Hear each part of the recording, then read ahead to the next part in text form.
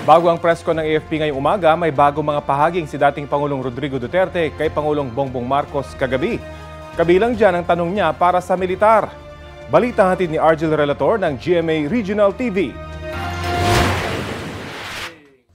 Sa press con sa Davao City Lunes ng gabi, tila bumuelta si dating Pangulong Rodrigo Duterte para sa anak na si Vice President Sara Duterte. There's a fracture now in the governance of Marcos.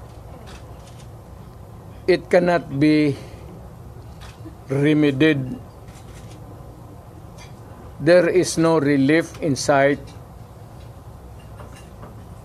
It is only the military who can correct it. How? I do not know.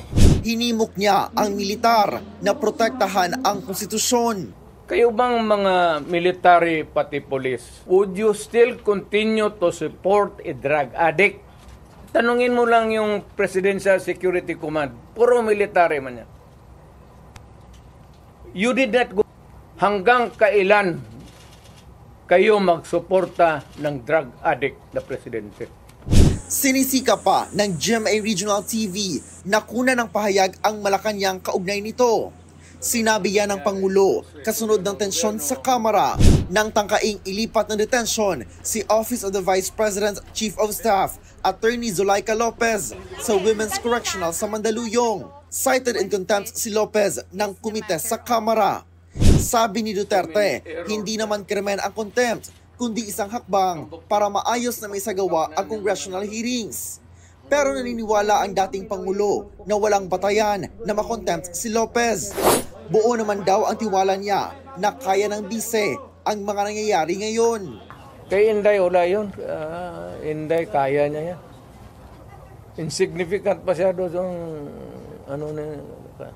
Kasuhan man nila si Inday, di kasuhan nila. Hindi naman makulong yan. Hindi talaga magpakulong yan. Kasi patayin mo yan, mag-uwi ang Davao yan. Sa banta umano ni VP Sara sa buhay ni Pangulong Marcos, First Lady Liza Araneta Marcos at House Speaker Martin Romualdez, ayon sa dating Pangulo, asal bata lang yon na dala ng init ng ulo.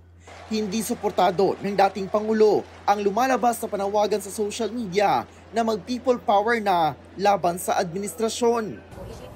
Wag, sabi ko, insignificant yung nangyari dyan kay Lopez pati kay Inday.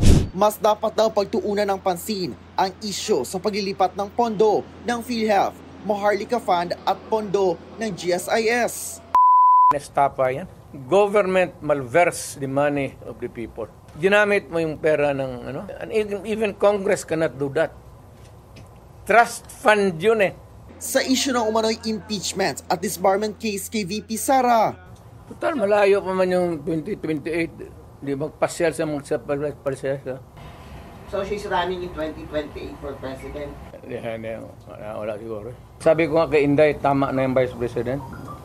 Total, tatay niyan, presidente man. Argel Relator ng GMA Regional TV, nagbabalita para sa GMA Integrated News.